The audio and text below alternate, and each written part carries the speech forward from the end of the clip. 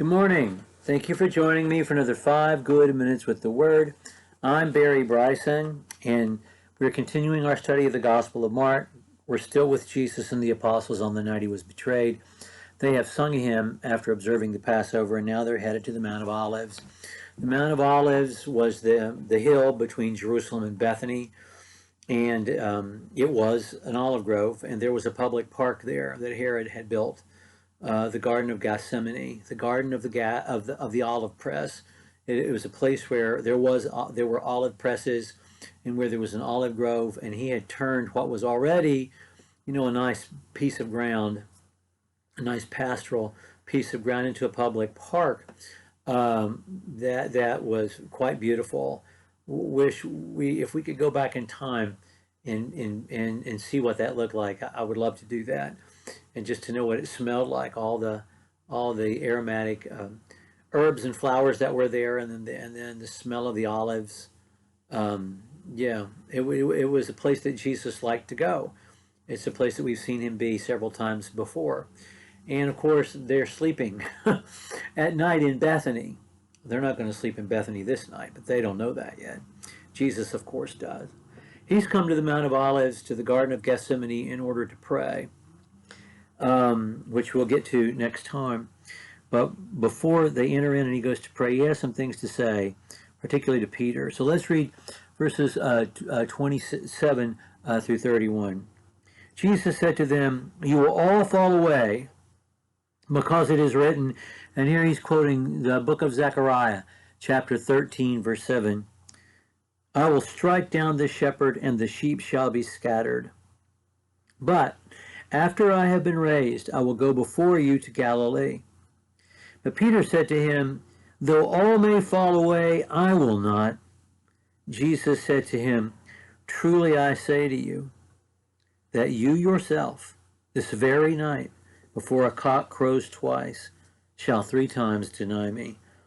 And Peter kept saying insistently, "Even if I have to die with you, I will not deny you." And they were all saying the same thing. There's a lot to talk about in these few verses. Jesus is quoting Zechariah chapter 13, verse 7. When you read the text in Zechariah, it is an aphorism that can be applied to a lot of situations, and clearly can be directly applied to Jesus. And many Old Testament prophecies have dual fulfillment. They have an immediate fulfillment, and then they look forward to a fulfillment in Jesus. We should not be surprised at that. That just makes sense that the word would be communicated that way. So he gives them this phrase that they were very familiar with, and he says, "This is you. This is what's about to happen." And he says, "After I have been raised," he's telling them again he's going to be raised from the dead, "I will go before you into Galilee." And of course he does. Go before them to Galilee. In fact, they're in Galilee when they have breakfast with him on the beach of the Sea of Galilee in John chapter 21. Peter says, "Even though everyone fall away, I'll not fall away." Peter is an interesting study, and that's why we love him so much, because I don't know anyone who doesn't identify with Peter. He just is an everyman. We all of us see something of ourselves in him. And there's this magnetism that he feels in Jesus. And even when he betrays Jesus, he has to be there where he can see him. He's always doing extreme things, like walking on water or jumping into the sea, so that he can get close to Jesus. He doesn't want to be separated from Jesus, even when he's afraid and denies him. He's there where he can see him. And I don't doubt Peter meant this. In Luke's gospel, Jesus says a little more. He tells him, when you return, he tells him, "I prayed for you," which is an amazing thing to think about. He tells him, "After you return, strengthen your brethren." Why? If Peter is the source of this gospel, is this not here? I don't know. I mean, maybe it's not necessary for the overall message of his listeners, or maybe it was just too personal for public sharing by the man with whom it happened. I don't know, but it's not here. But Jesus says, Jesus says, you're going to deny me 3 times before the cock crows. And it's just like we said a few days ago when we talked about the details of the order of events around the Last Supper, the whole business of the cock crowing. Heavens, I mean, groves of trees have died with commentators trying to do gymnastics to try to harmonize the Gospels about how many times did the cock crow.